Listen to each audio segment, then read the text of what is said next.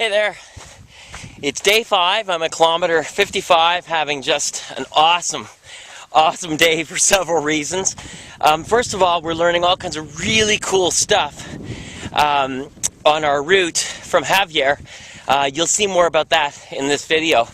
But also, the scenery and the terrain has been changing so much. In a lot of ways, it's reminded me of the Sahara. Different parts of the Sahara all compressed into one day, and it's been really motivating. The terrain has been totally my style of terrain, what I like to do. I don't know if you recall from yesterday's video, but the military last night said you guys have to basically stop here. You can't go any further south through the desert tomorrow because there's going to be military operations.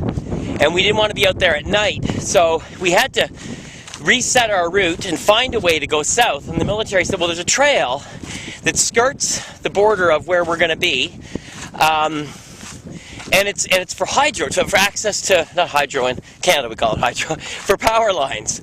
And so I'm out here in this incredible desert, so check it out. Mountains over there, that's the coastal mountains. And trust me, they look much more impressive when you're not on camera. And the Andes are behind these trees. And I've just all of a sudden come out of desert, I mean major desert, on this power line trail into this forest. And apparently it's a protected area, and it's absolutely incredible. It's just so cool. I wanted to capture it on film. And, you know, this is, a pretty lush forest here. So in contrasting to the Amazon jungle, where we were just a few months ago, from a biodiversity perspective, all I can say is wow, because there's a lot less trees. We couldn't even see our trackers sometimes. We couldn't even track because the canopy was so thick in the Amazon. So really a big contrast here. It's boiling hot too, by the way.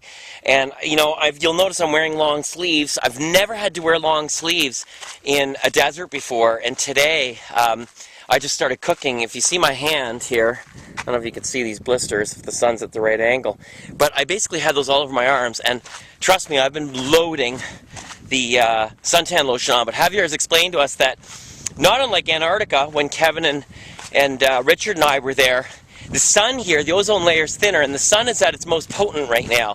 And so it hasn't been quite as hot as the Sahara Desert, but the sun is so intense, and you can totally feel it, and that's why I look this way, even though I'm loading on the sun lotion.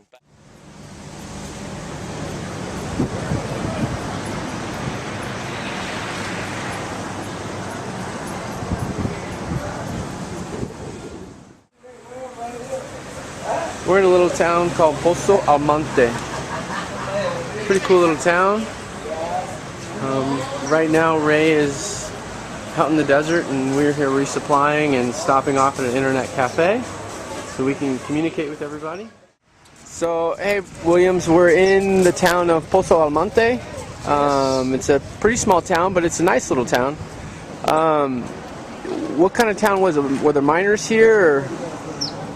Oh yes, was few years back was very important because the people working here in the area with the nitrate or saltpeter mines. Now it's different because almost the more important in Chile is the copper.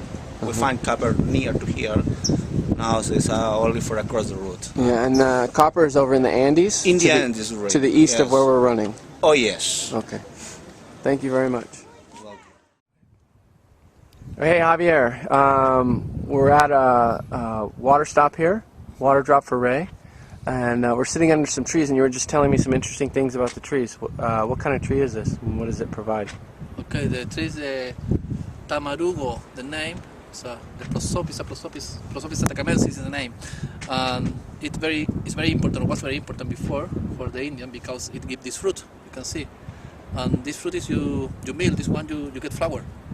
And then the people don't have wheat, the people do flour with this, and they can do bread, they can cook, they can eat this one. And I'm supposed to eat like this, because you're going to find millions of this kind of seed, and you're going to find thousand trees in the desert, like this one. We call Pampa del Tamarugal, because the only one tree you find in the desert is this one. And you can eat this one, it's very important, it's a lot of protein also. Very important. Something particular for this tree, we can see a tree of 4 meters. The root of the tree is 6 times the size of the tree, straight deep, looking for water. and they can survive in places like this. You see, it's a little bit salty place, but they can survive with salty water also. Very good. Thank you. Welcome. I gotta say, the Atacama truly has got to be one of the most beautiful places on Earth. Just running for the last hour or so through this really cool forest. It's just amazing. It's so cool.